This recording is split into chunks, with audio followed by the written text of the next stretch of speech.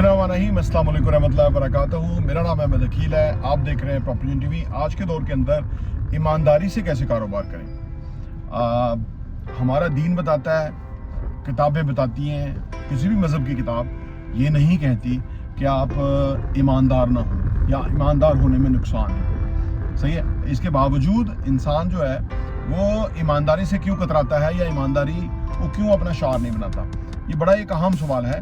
लेकिन आज की जो वीडियो है इसके अंदर हम आपसे शेयर करेंगे कि कैसे आप ईमानदार रहें, अपना काम करते रहें, ज़िम्मेदारी का मुजाहरा करते रहें और फिर आपको इसका कैसे कब कितना रिवार्ड मिलेगा। आइए आज बात करते हैं।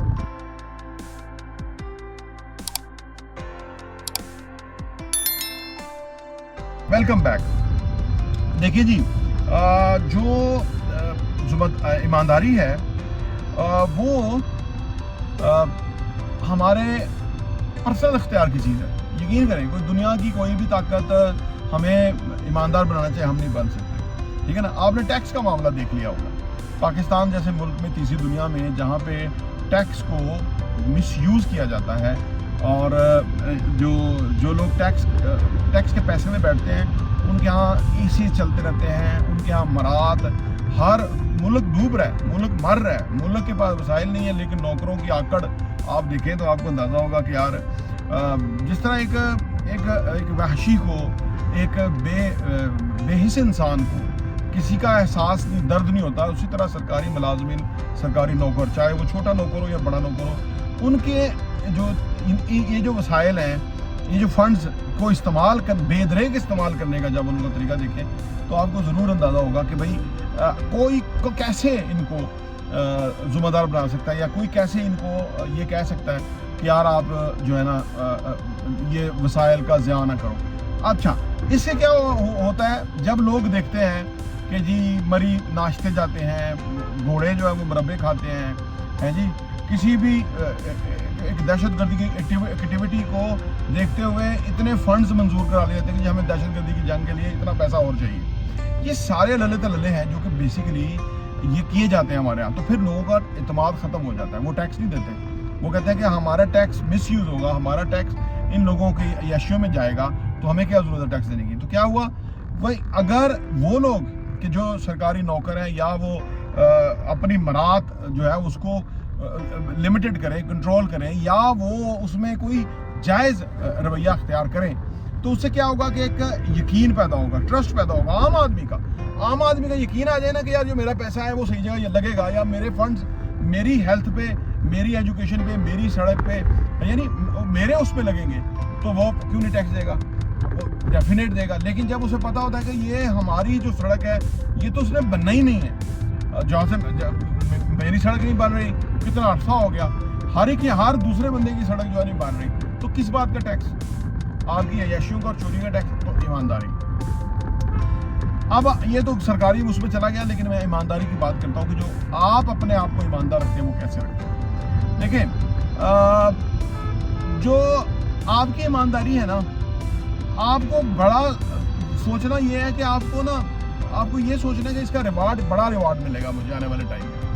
तो जब आप ये देखते हैं कि मेरा बड़ा फ़ायदा जो है वो ईमानदारी के अंदर है, अगर मैं इनमें ये जो नौकर हैं इनके लेवल पे उतर गया तो मैं अपनी जो ईमानदारी है उसको मैं कंप्रोमाइज़ कर दूंगा और उसमें मुझे नुकसान होगा।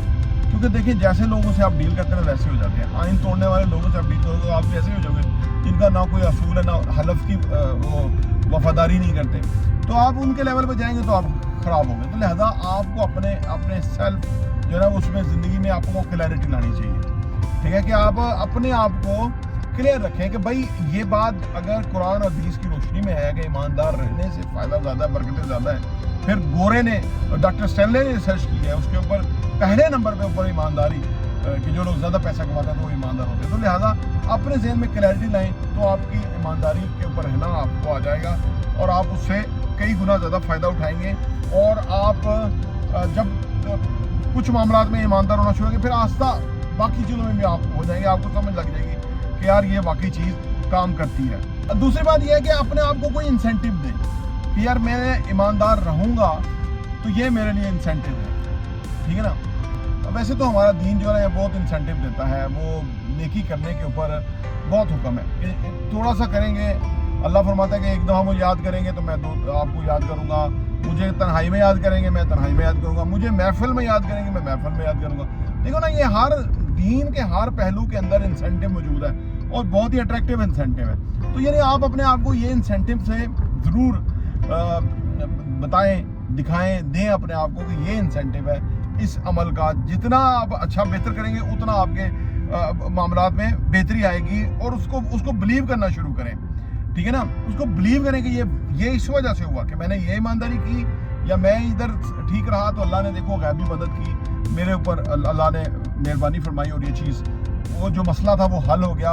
उसकी वजह ये कि सिर्फ मैंने इस वजह से कि ये मैंने ये किया और इस वजह से हुआ। फिर यह है कि जी एक प्लान बनाएं, क्रिएटिव प्लान। किसी भी चीज़ की ना प्लान करने की बहुत इंपॉर्टेंस है। अपना आपको प्लान करें कि यार मैंने ना हर मामले के अंदर ऑनेस्टी का मुजाहरा करना है और इसका जो प्राइड है, इसकी जो लग्जरी है, वो आपको जब फील होगी तो आपको वाकई यकीन आएगा कि भाई ये काम तो वाकई कोई आम इंसान नहीं, बड़े आला इंसानों के करने की चीज़ है या उनका एक तरीकाकार है ईमानदारी। आम आदमी से आप ईमानदारी एक्सपेक्ट नहीं कर सकते। मतलब आम आदमी से मुराद ये है कि जो एवरेज लोग हैं, बिलो एवरेज लोग हैं, उनसे आप नहीं एक्सपेक्ट कर सकते क्योंकि उनको इसका मज़ा ही नहीं है। ये प्रेस्टीजियस चीज़ है, ये प्रेस्टीजियस लोगों के ही अंदर से ही आपको मिलेगी। तो ये मतलब आप प्लान करें कि मैंने अपने आप को प्रेस्टीजियस एक अच्छा बड़ा इंसान बनाना है, तो उसके लिए आपको इसमें बड़ा फ़ायदा होगा और आपको इसमें सहूलत भी होगी। फिर पॉइंट है जी इसके सेल्फ मॉनिटरिंग। किसी भी चीज़ में ना जब हम अपने आप को मॉनिटर करते हैं ना तो उससे क्या होता है कि हमें ना हमारी तवज्जो उधर रहती है। अपने आप को ना सेल्फ मॉनिटर करें कि यार मैं ये चीज़ जो है दनिस्ता तौर पे मैं करूँगा, ये मैं चीज़ दनिस्ता तौर पे करूँगा या ये मैं अपने आप को चेक करूँगा सर्टेन हवालों से कि क्या मैं अगलों के निचले लेवल के ऊपर उतर रहा हूँ या मैं अपने आप को प्रेस्टीजियस लेवल पे लेके जा रहा हूँ। इसको मॉनिटरिंग आप एक सिस्टम बनाएं, हर चीज़ में, हर अमल में, हर एक्टिविटी में आप मॉनिटर करें कि भाई मैं और ईमानदार हो रहा हूँ या बेहतर हो रहा हूँ या पीछे की तरफ हो रहा हूँ। तो ये ज़रूरी है, ठीक। और आखिरी है कि जब पॉजिटिव सेल्फ टॉक, अपने साथ गुफ्तगू बहुत अच्छी करें। आप कहें कि अगले ने डंडी मार दी क्योंकि वो